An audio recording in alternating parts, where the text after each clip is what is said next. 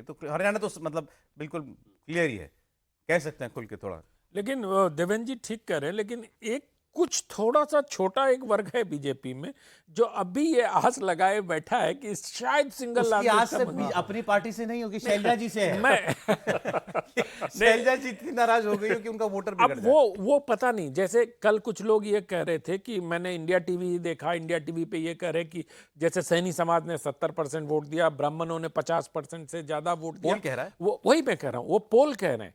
तो उन लोगों की आशा, अब देखिए, अब नेता हैं तो हो सकता है अपने काडर को एनर्जाइज रखने के लिए भी इस तरह की बातें करते रहें, लेकिन कमोबेश जो ज्यादा लोग हैं वो यही मान रहे हैं कि हरियाणा तो हरियाणा का सेटल्ड है और जम्मू कश्मीर में भारतीय जनता पार्टी दूसरे नंबर की पार्टी बन सकती है। तो जम्मू कश्मीर में बीजेपी सरकार बनाने की रेस में रहेगी ऐसा लग रहा है। और दो सौरभ, मैं आपको इसमें इंफॉर्मेशन दूं कि कल बड़े लेवल पे दिल्ली में जिस बैठक की बात हम लोग कर रहे थे प्रोग्राम में, वो बड़े लेवल पे पहली जो बैठक हुई है प्रधानमंत्री नरेंद्र मोदी, राम माधव और तरुण चुग। राम माधव बीजेपी के चुनाव प्रभारी जम्मू कश्मीर के, तरुण चुग जम्मू कश्मीर में बीजेपी के संगठन प्रभारी।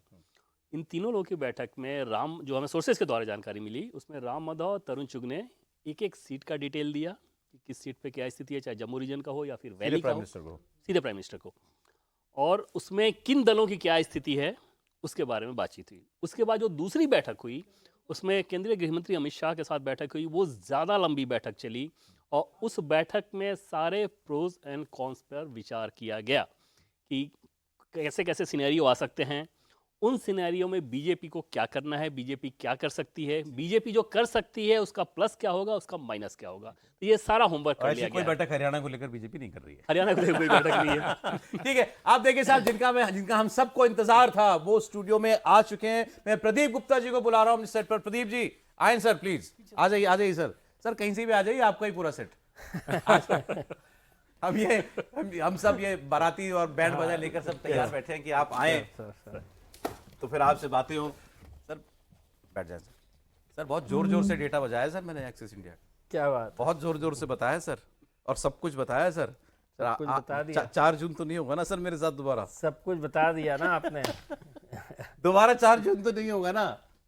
4 जून कभी तो एक बार फिर होगा, लेकिन अगले साल ही इस बार नहीं होगा, परसों नहीं होगा। परसों नहीं होगा। इससे ज्यादा और क्या सुनना था हमको, बट ठीक है सर। डर खत्म हुआ। नहीं, लेकिन सौरभ मैं सिर्फ एक लाइन कह दूं कि अगर 4 जून को लेके जो भी हवा बनाते हैं उनको सिर्फ ये समझना चाहिए कि अगर ऐसा ही होता तो फिर चुनाव आयोग की जरूरत नहीं थी ना भाई। वो एक अनुमान होता है, 100 में से 90 सही होता है, 10 गलत भी हो सकता है। दूसरी बात ये उसको इतना देखिए, 4 जून गलत हो गया, पता नहीं क्या हो गया। 4 जून का आपने यदि बेंचमार्क 400 सेट कर दिया अपने दिमाग के अंदर और उसके इर्द गिर्द ना आए और आप ये कहें कि गलत हो गया, तो अब क्या किया जा सकता? कांग्रेस की सरकार बनी क्या? लेकिन यदि 2004 वाली बात होती कि कह रहे थे कि बीजेपी और एनडीए जीतेगा और यूपीए ने सरकार बनाई, तब मैं बिल्कुल मानता कि वो स्थिति उलट होती।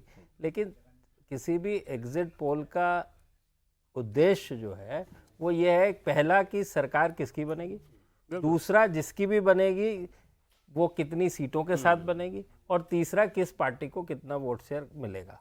तो पहला वाला जो है गठबंधन सरकार बनी है एनडीए की, दूसरा वाली जो सवाल है 293 सीटें आई,